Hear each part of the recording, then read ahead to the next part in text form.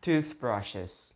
An everyday cleaning utensil that most people don't even pay attention to, mainly because they consider it to be something very common, even secondary. Something that we don't really care about. But do you know who really cared about their hygiene? Ancient Egyptians and Babylonians. They are believed to be the first ones to create, in 3500 BC, an instrument with the only purpose of taking the remains of food out of their mouth. They used this beyond complex mechanism, which consisted of a stick that was frayed on one end. A couple thousands of years later, and by that I mean the 7th or 8th century, the Chinese invented the first toothbrush that actually had bristles on it. This toothbrush probably used as bristles cold climate hog hair, and as a handle either bamboo or animal bones. In 1780, William Addis, who was spending jail time in England, decided that he got tired of just the old model of a stick that was meant to remove the remains of food out of your mouth. The Chinese people had been using bristles for quite a while now, but don't tell him that, he will get sad. Once he got out of Yale, he opened a factory which sold toothbrushes, which were actually just sticks with holes drilled into them that had hair of a Siberian boar. But in 1938, DuPont was the first manufacturer that actually realized how unhygienic it was brushing your teeth with animal hair. So they opened a factory which actually sold toothbrushes with nylon bristles. That takes us to nowadays, where 9 out of 10 dentists tells you to use Colgate and 1 out of 10 dentists tells you to use a compound of plutonium-239 isotype, trinitritoluene, and gelignite.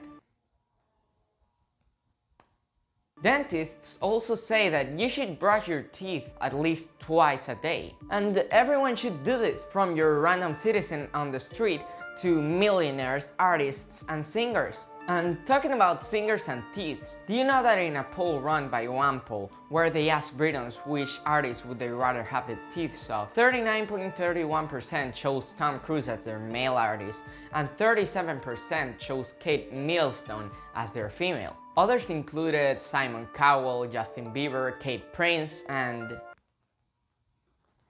Beyoncé. Fun fact about Beyoncé. In 2013, she told the gentlewoman that Madonna had inspired her to take control of her own career.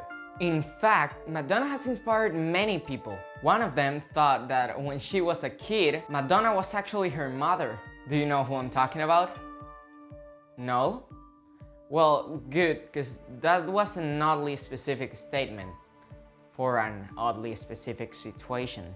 The artist is Pink. She's an American singer and songwriter that mostly makes pop rock songs. I forgot to mention, this is not the Pink I want to talk about.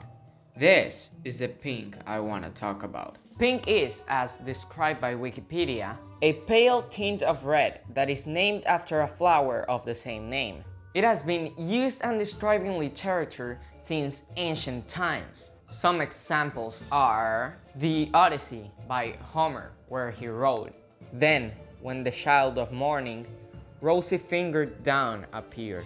Lucretius, who used it to describe dawn in On the Nature of Things, and the fact that many Roman poets had a word for it and used it all the time. Pink also has many meanings when it comes to symbolisms. According to the site colormeanings.com, pink is often related with playfulness, love, compassion, and femininity. Due to this, our brains can interpret it as if, when we see it, we feel a sense of sympathy, calmness, and comfort. When it comes to food, we can also relate pink to something. That something obviously being strawberries. Whether it's a smoothie, a cake, or that peel the weird homeless man gave you. If it's pink, we will relate it to the flavor of strawberries. And how can we ignore the huge role pink plays in gender identification? Pink is usually related to females, though there are many articles that state that pink was actually more related to males in the past. One of them is a publication made by the Vsauce Infants Department, which stated, "The generally accepted rule is pink for the boys and blue for the girls. The reason is that pink, being a more decided and stronger color, is more suitable for the boy, while blue, which is more delicate and downy, is prettier for the girl." Also, as an extra, here is a pretty cool color palette of pink. It does look pretty. Now, you may be wondering, why did I go from talking about toothbrushes to talking about celebrities to talking about the color pink? Well, I don't know why I talked about celebrities. But if you got half a brain and have read the title of the video, you know I'm not here today to convince you to brush your teeth twice a day or to tell you that pink is actually a masculine color. Nah. This video centers on pink toothbrushes and why they are a weapon of massive destruction.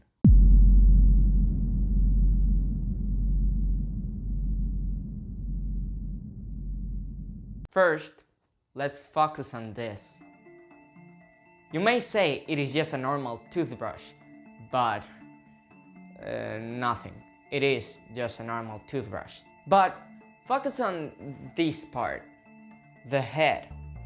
If we remove the bristles of the head, thing I won't do because this is my actual toothbrush, we would be left with the head alone. If we were to stab someone with the head, it would be annoying and uncomfortable. You would need to apply some serious strength to actually cause damage to that person. Still, most of the toothbrushes that exist nowadays are made out of plastic.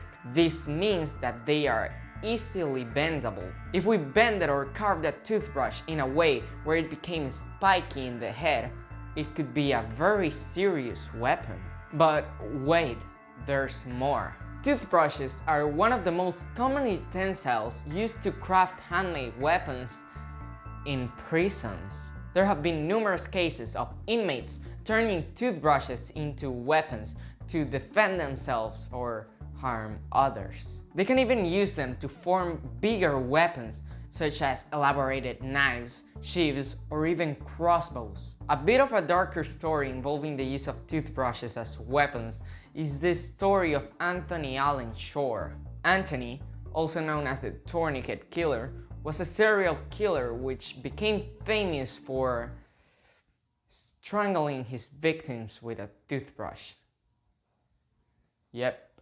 Now you might be thinking, okay, I see the relation in the toothbrush part, but what about the color pink? Well, the Boomerang Effect, according to Wikipedia, is the unintended consequences of an attempt to persuade resulting in the adoption of an opposing position instead. How do we apply this in our scenario, you may ask? Well, it's actually simpler than what you may think.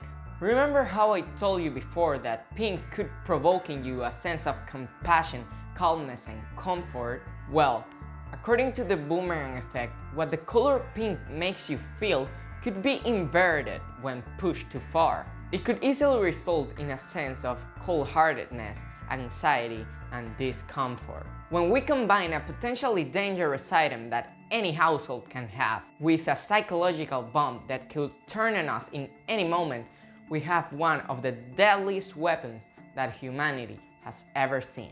We have to inform our authorities of this incredible threat and push them into banning pink toothbrushes once and for all. This could be possible due to you liking and commenting on this video so it gets recommended. You can also share it with every single person that you know and that you will know so they too realize how big of a threat pink toothbrushes are. Oh, and you can also subscribe, but that's up to you. But if you don't do these things, someone told me you could get sued by an Opal 690Q sewing machine. And that wouldn't be very pleasing since you still have to watch my next video. But I've said enough. See you in the next one. Or will I?